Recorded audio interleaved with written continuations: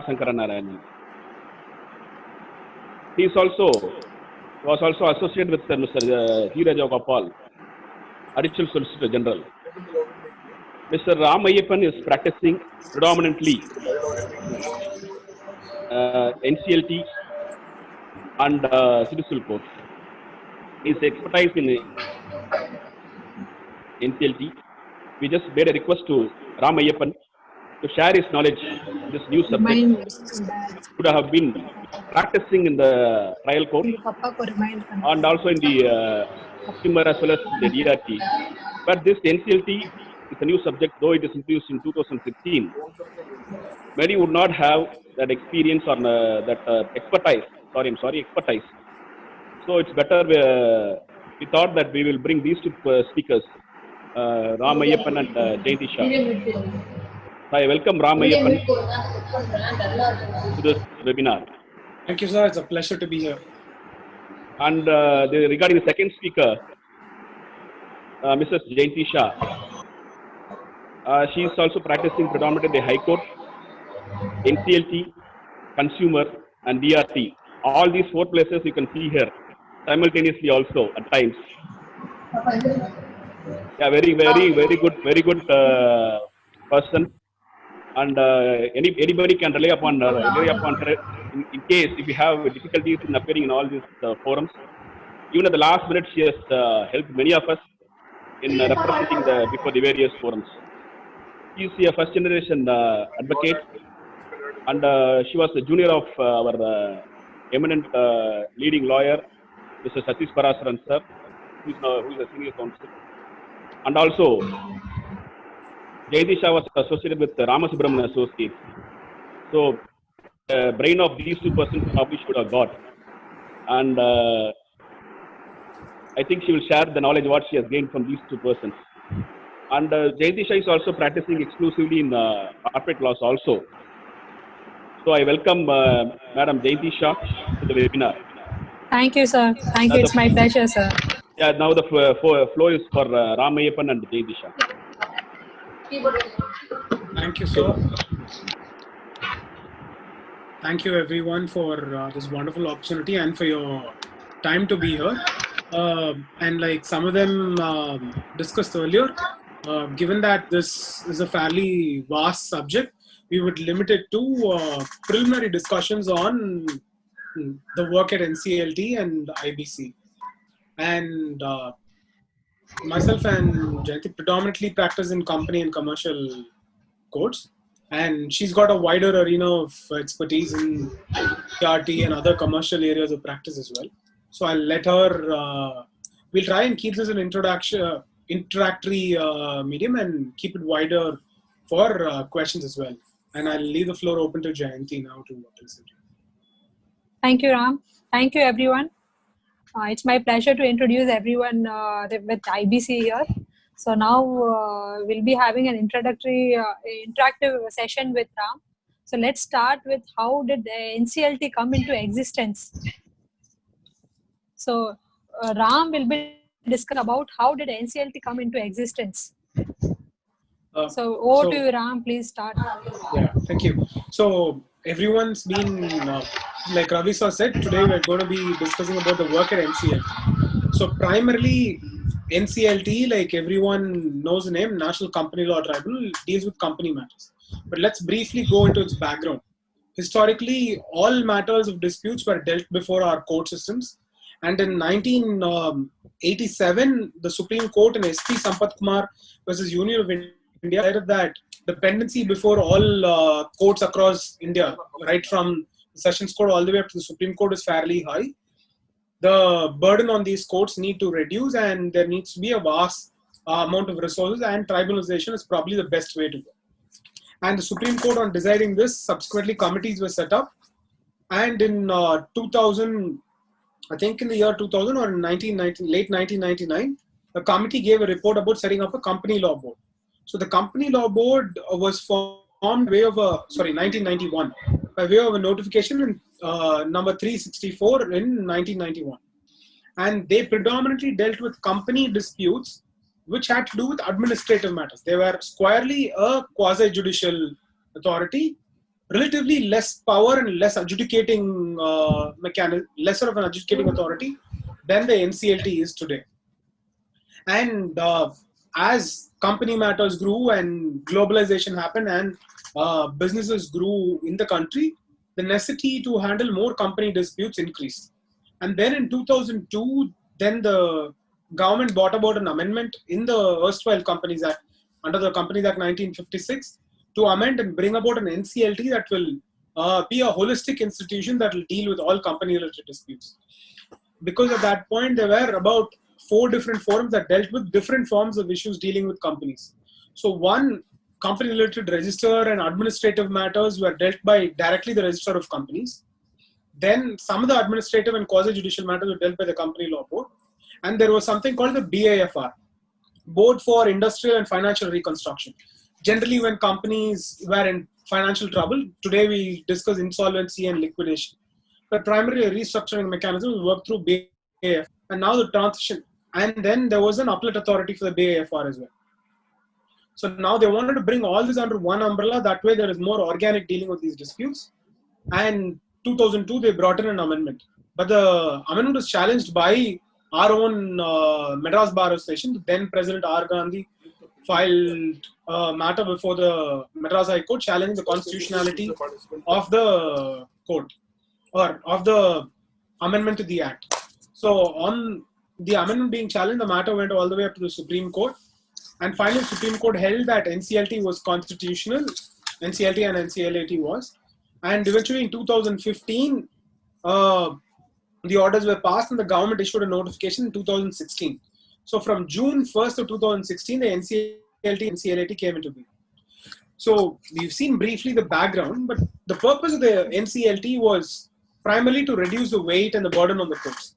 So what are the disputes that the companies go through? So the companies go through disputes ranging from its induction itself.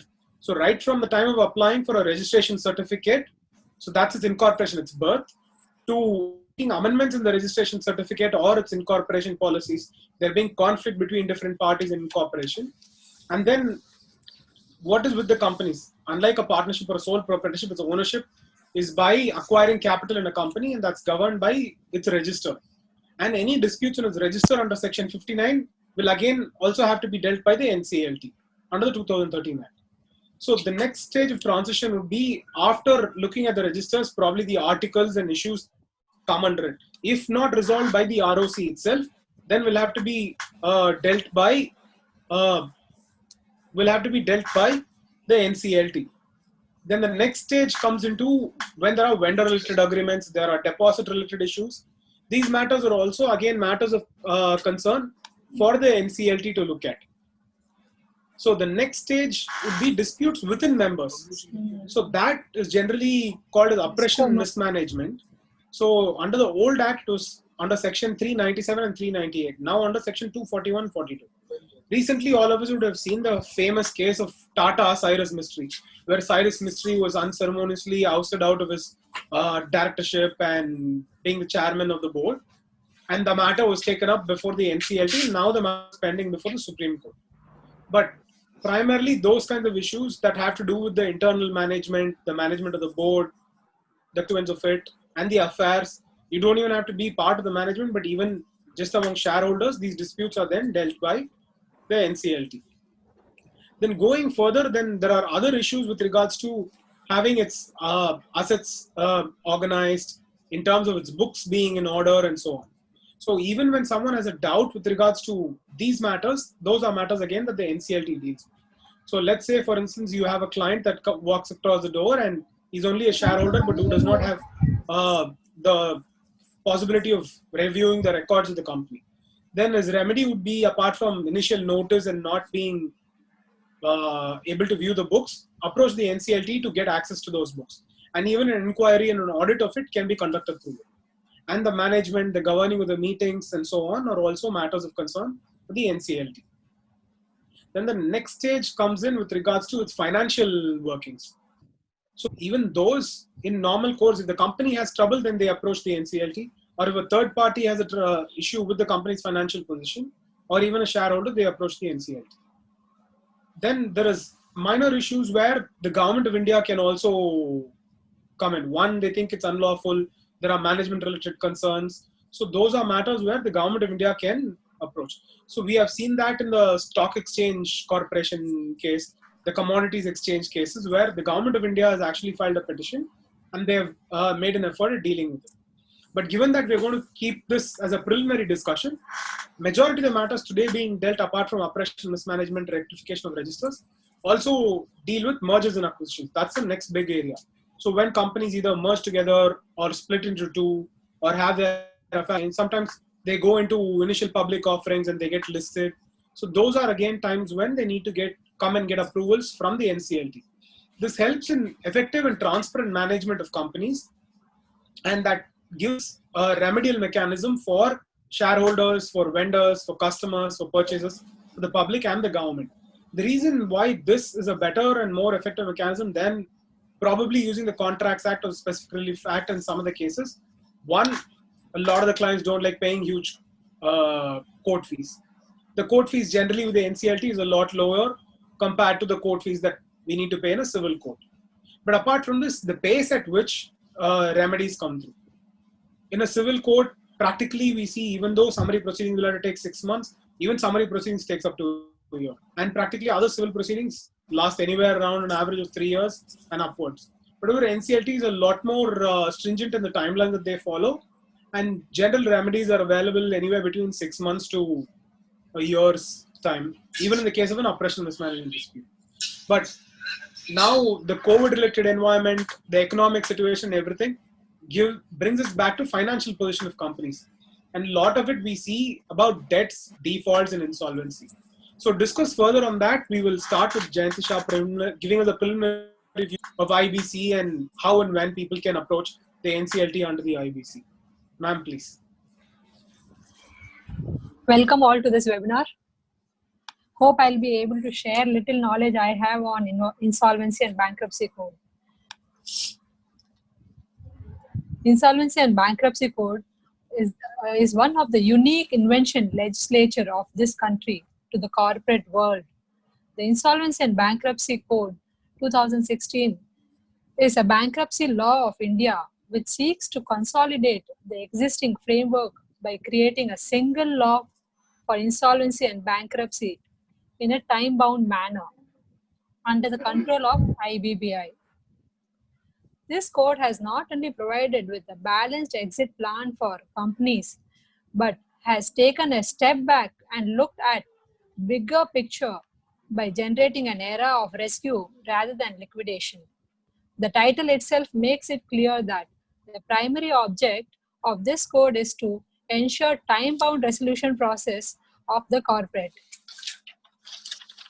So under the authority, under the outlines separate, under the IBC outlines separate insolvency resolution process for individuals, companies, partnership firms, and personal guarantors to the corporate debtor. So friends, today we are going to discuss about application of IBC to the companies. Let's put question to ourselves that when can we initiate IBC proceedings against a company? We can initiate IBC proceedings when a person has a genuine claim or debt against the company. Since the company owes debt, it is called a corporate debtor, and to whom it owes are called creditors. These creditors are divided into two parts: operational creditor and financial creditors. So now let's put another important question which is running in everybody's mind today, that who can initiate corporate insolvency process of a company? It can be initiated by financial creditors under Section 7, operational creditors under Section 9, corporate applicants under Section 10, and there's another process of voluntary liquidation of company which shall be dealt at later stage of point. Today we are going to discuss about Section 7, Section 9, Section 10. Section 7 and 9 will be discussed by me. Section 10, Ram is going to help us in this. Now, lot of people today are clueless as to how should they initiate proceedings under IBC code. Let us try and understand this very important and critical problem that has become so relevant in this today's scenario. So now we'll be discussing about the procedure first. Before going to the process that how a financial creditor or operational creditor can file before operational creditor or self-liquidation, we will be discussing first the procedure, and then we'll be coming back how a financial creditor can file or an operational creditor can file. So the basic procedure now is, first, a person files an application before the adjudicating authority, that is before the NCLT, and the application shall be filed by a financial creditor or an operational creditor or the corporate debtor itself. The adjudicating authority either accepts or rejects the application within 14 days.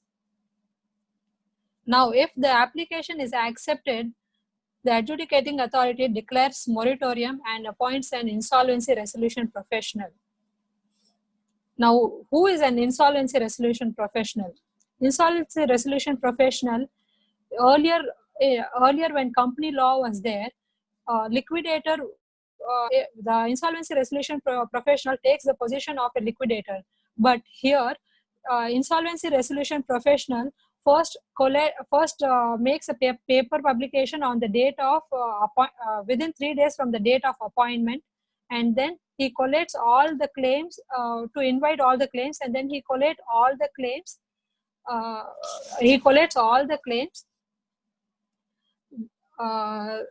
Insolvency resolution professional shall be appointed by the NCLT, by the adjudicating authority. Once he has collated all the claims, he shall form COC. So COC shall decide after the IRP shall be for the period of 1 month, 30 days from the date of appointment. Once the COC is formed, COC shall decide whether the IRP should continue as RP, or they can choose of their opinion whom they want to appoint.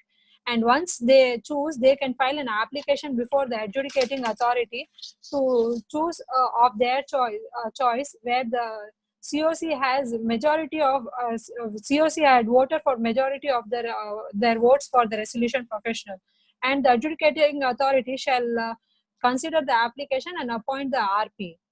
Now, the RP shall consolidate, determine the financial position of the corporate debtor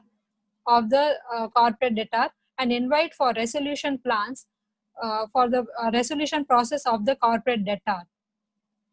IBC mandates the CIRP, this process where the resolution, when the resolution plan or IRP is appointed and RP is appointed and the resolution plan comes in, the total period required, the law mandates is 330 days. It's like 180 days. 180 days is the basic resolution plan, and upon that, if extension is required, the IRP or the RP can file an application before the adjudicating authority for extension by 90 days, and even within that 90 days, if they are not able, if the resolution plan is not coming ahead, they can further extend with a maximum period of 330 days.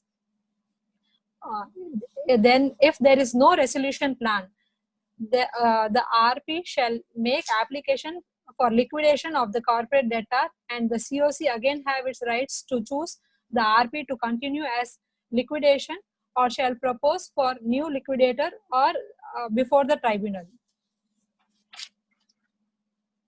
So now we have discussed about what is the procedure for filing before the filing application before the NCLT.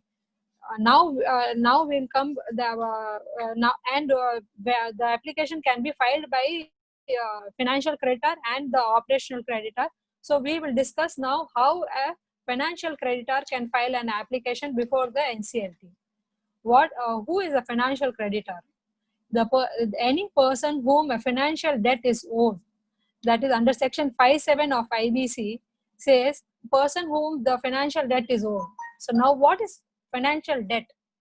Debt, along with interest, if any, is disbursed against the consideration for time value of money and includes money borrowed against payment of interest, any amount raised by acceptance under acceptance of credit facility, These are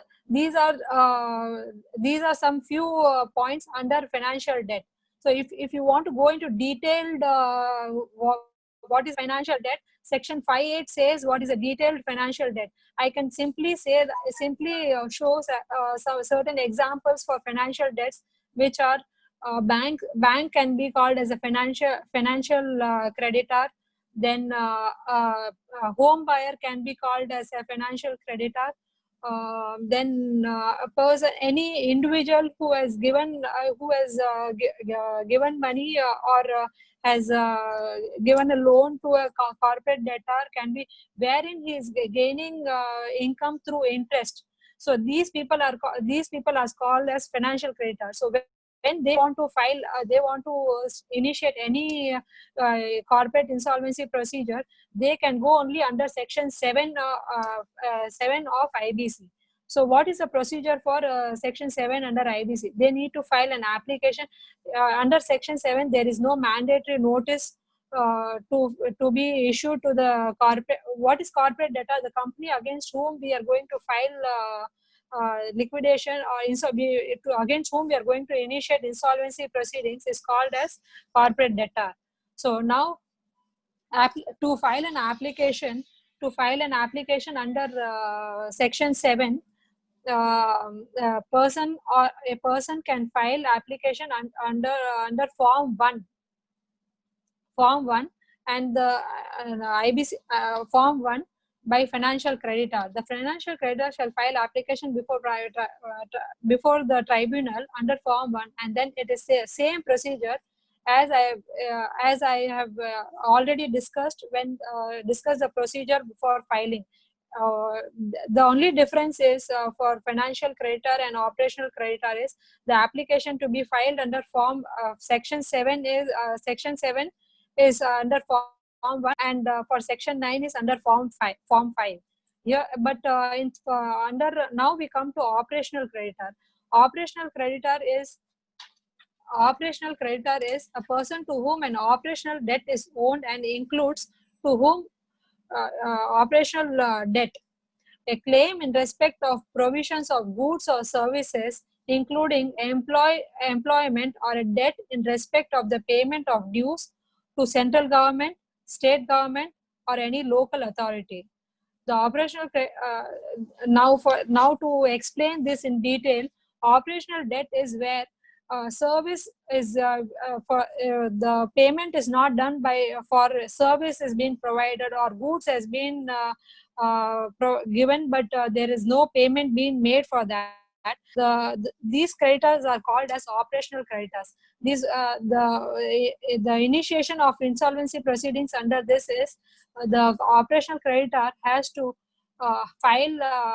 has to issue a notice under form 3, and then has to wait for 10 days for reply or dispute any from the corporate debtor, and upon receiving and can file application under form 5 before the NCLT only after 10 days from the date of receipt of the notice.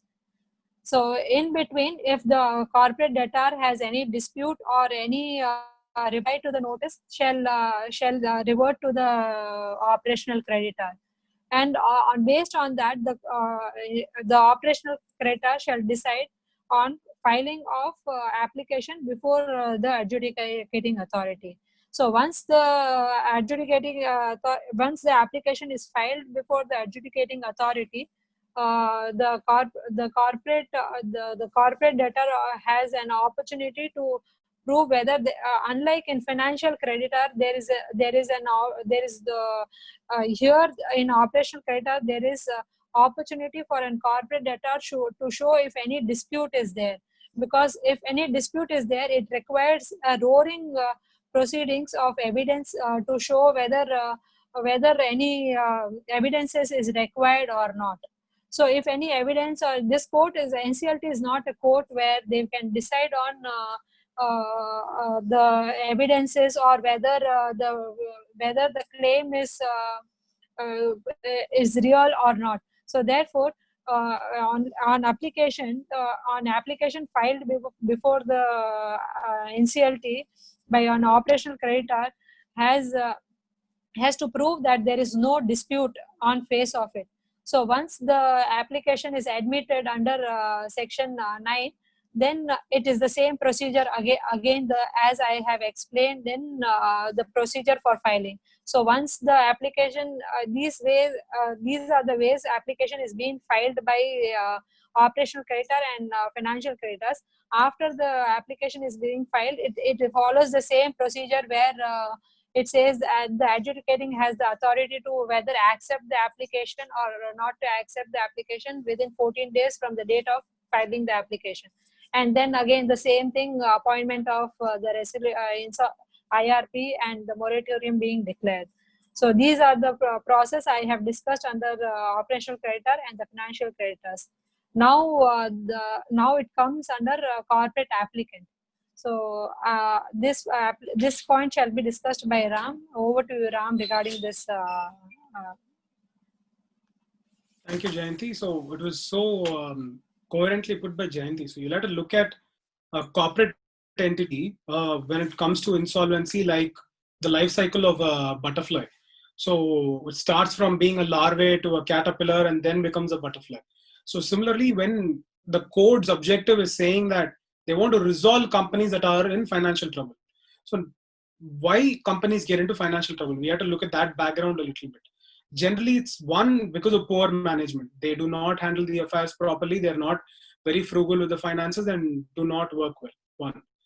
Two, then there are market economics. For instance, now like the COVID kind of situation where the market economic situation is not helpful in them being able to benefit from the entire system. Their business can't function easily and there is market provided limitations. Or a third aspect where there is liquidity crunch because of other factors in the market. It could be anything ranging from demonetization, poor industry economics, poor availability of raw materials, labor, all kinds of issues. So then companies generally go into financial problems, primarily handling money. So that's when we are looking at insolvency. And like Jayanthi said, the primary key to any insolvency related proceedings, apart from voluntary liquidation, is a default. So that is when any corporate entity is there and they are not able to pay a certain sum of money to anyone. It can be a financial institution, it can be an unsecured financial creditor, it can be an operational creditor, he can be a vendor, he can even be an employee of their own. So if that's the case, then that's when insolvency gets triggered. And the original section 6 and 5 provided for the threshold being at 1 lakh. But given the current COVID situation, the threshold has been increased a little bit to 1 crore so that a lot of the smaller and medium scale industries do not get into trouble. But now let's look at another stage. So post there being a default beyond the threshold, then you demand the money in a regular course of action. But when there is non-payment from them, then ideally when there was no insolvency, you would issue them a notice, probably proceed with a suit for specific performance. Now the scenario is you can proceed with insolvency and under the Insolvency and Bankruptcy Code, where the court fees are a lot less. Even for a financial institution, the court fees is only 25,000, and for a operational creditor like an employee, it's only about 2,000 rupees. A vendor who supplied raw materials, or someone who's doing some work on a purchasing order or on a agreement. Even if 2,000 rupees is an easier sum for them to pay as court fees, rather than go under the civil court and pay 3.5% or 7% in court fees. And other than financial institutions, the others do not enjoy the comfort of being able to go to the DRT. So therefore, rather than go to the debt recovery tribunal, now you have another option under the Insolvency and Bankruptcy Code. And one really huge advantage is, according to the code, the time specified to handle a dispute and repayment or rectification of the issue is 14 days. Practically, it doesn't happen in 14 days, but it's still a lot better than the matters that are taken up by DRT. In fact, day before yesterday, we all would have read that the DRT disposed of a 1992 application that TMB Bank filed only in 2020. That's 28 years. A lot of us do not even have professional careers spanning 28 years yet, and DRT has taken such a long time. Whereas the NCLT would not take it that far. You'd get a lot faster remedy for your clients if they have the recourse to NCLT. Okay, now let's look at what after default. The precondition of default is there is actually a debt. So there is a money that's owed. And that's when they approach the NCLT. Now, who are all the people? She explained very clearly and lucidly. There are financial creditors and there are operational creditors. Who all fall within financial creditors? Anyone who's loaned money in any form. There can be security. There does not have to be security. They can be a registered financial institution under the RBI. They can be a scheduled financial institution. They can be a public interest bank, or sorry, a public sector bank, or they can be a private entity. They can even be a friend who loaned the money. They do not even have to be a corporate entity. They can even be foreign entities. They can be domestic entities. There is no restriction. And then, so all financial creditors, secured or unsecured, fall under one category as far as the application is concerned. And one more advantage here, unlike some of the other proceedings, is they can all group together as a consortium and file an application under Section 7 as well. Now let's look at another category of creditors. So now we go into operational creditors. So operational creditors are all those who are not financial creditors and have provided some goods or service to this corporate entity and are still owed money. So those are the operational creditors that you're looking at. And why do you think there are only two kinds of creditors? No. Why do you think there are only two kinds of creditors? That is not true. There is a financial creditor, there is an operational creditor, there is a third kind of creditor. For instance, let's say I'm the one who's providing the goods or service, but there is a deposit amount that I've provided to them, and I'm looking at recovery of the deposit. For instance, it could be very simple, like a lease advance paid. So the corporate entity has collected a lease advance, and the client had leased the premises there, and they were not able to recover the lease advance amount. So the lease advance amount was not towards the service or a goods that was provided. Therefore, that amount is not within the definition of an operational debt or a financial debt. There are similar other debts that fall within the category. We can discuss them in detail at another point. Now let's look at the entire process. I was talking about the larvae becoming a caterpillar and then a butterfly. So we're looking at the resolution of a company. When you're looking at the resolution of a company, the primary purpose with which it was taken up is poor management, poor handling of the financial resources. So what the code looks at primarily is having a new management, a new person who takes care of the management and the affairs of the company. This is the resolution professionals that the code empowers the adjudicating authority, that is the NCLT, to appoint as the manager of the affairs of the company. So all the other erstwhile managers will have to cooperate with him, and if they do not cooperate, there are recourses to which the resolution professional can take under the code before the NCLT. So section 19 provides for different mechanisms under which they can be called to cooperate. So that is not limited only to the previous people in management, but also to the shareholders, the directors, and at times even the employees and staffs of the company, and in rarest of rare cases, even government entities and other statutory authorities. Okay, so now the resolution professional is taken over. He will have to look at how to run the affairs of the company. Earlier, the company had the advantage of a board, members employed, the CEO, the CFO, the COO, sometimes managing directors, other people in financial positions and operational positions. Now there's one person who does not necessarily fulfill the operational qualifications, but has the academic qualifications. So the resolution professional is generally either a chartered accountant or a company secretary or lawyer who's got 10 years of experience and passed the examination. And this person, once appointed by the tribunal, takes up the operations of the company, and he can appoint experts to handle different affairs of the company, but at the same time take inputs from the other members. But the decisions are not solely made by the resolution professional. Accountability and transparency is the new key word of the Indian legal system and even of the public. So now when we're looking at accountability, checks and balances, and transparency, the resolution professional is answerable to something called a COC. So Ms. Jayanthi clearly explained the committee of creditors are all financial creditors, the secured and the unsecured. So they form the committee of creditors. How their voting works is by the proportional percentage of their entire financial debt.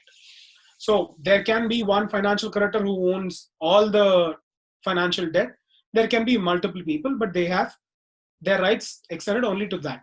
And majority of the voting rights, as far as the COC are concerned, are not governed by the same Companies Act, but now there are a new set of regulations for corporate entities that govern how the COC votes and how that will have to be looked at.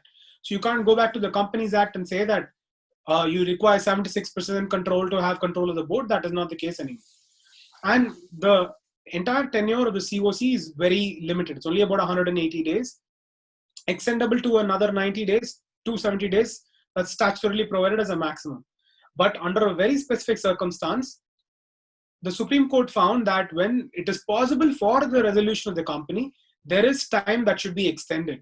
So the Parliament also looked at it, and then they gave another extension of 60 days. So including matters spent or time spent in litigation and other processes that cost delay to the entire resolution process, it can go up to a maximum of 330 days.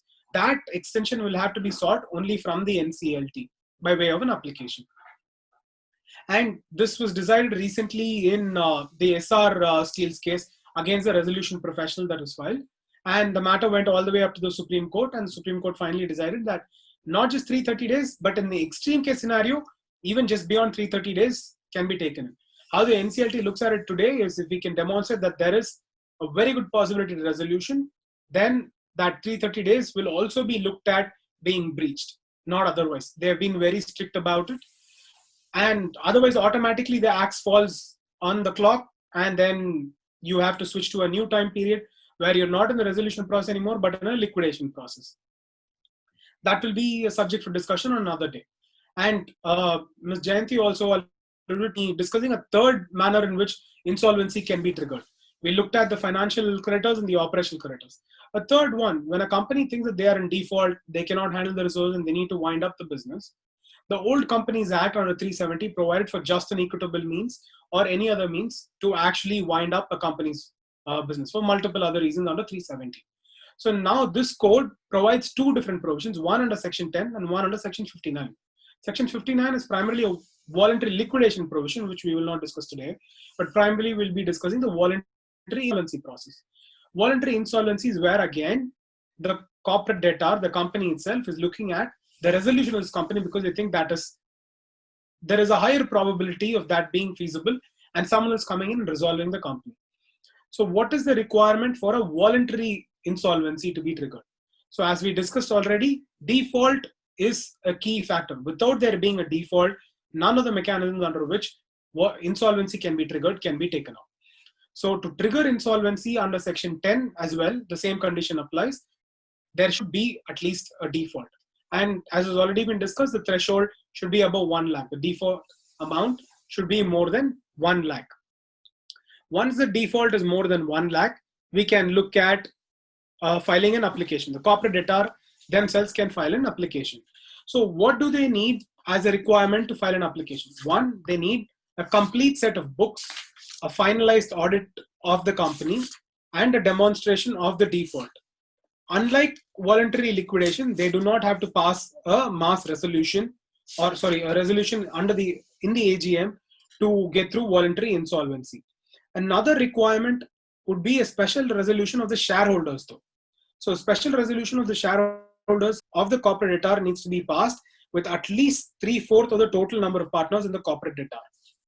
So if these qualifications are fulfilled, there being a default, a resolution being passed, and that this is not being done to defraud other creditors, then that is a mechanism under which voluntary insolvency can be triggered under Section 10. We can keep discussing the code for a longer period, but I think I will leave the floor open to questions and discuss other parts of the code and the functioning at a future segment. Dear participants, who wants to raise a question can show up the hands, that is the mark which is given on the menu, so that I can unmute them and they can raise the questions.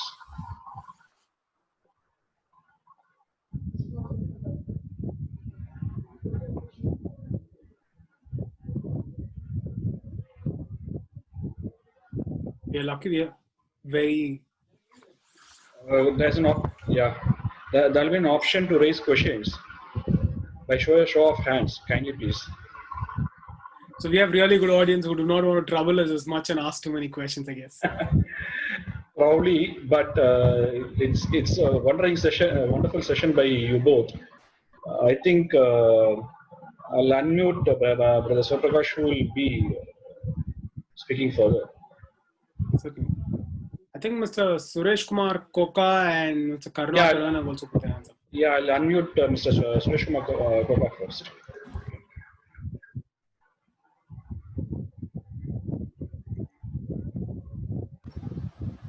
So good evening, sir. Thanks for your nice session. But going on the current scenario, I think going for IBC would not be a next solution for another 1 year or 2 years, because government is thinking for bringing some ordinance for the Section 7 and Section 9. What will be the next course of action for the water recovery? So sorry, go ahead, please. Okay. As for my understanding, next will be for the Commercial Courts Act, where there is a trade dispute or any dispute regarding the supply or thing, we can go for it.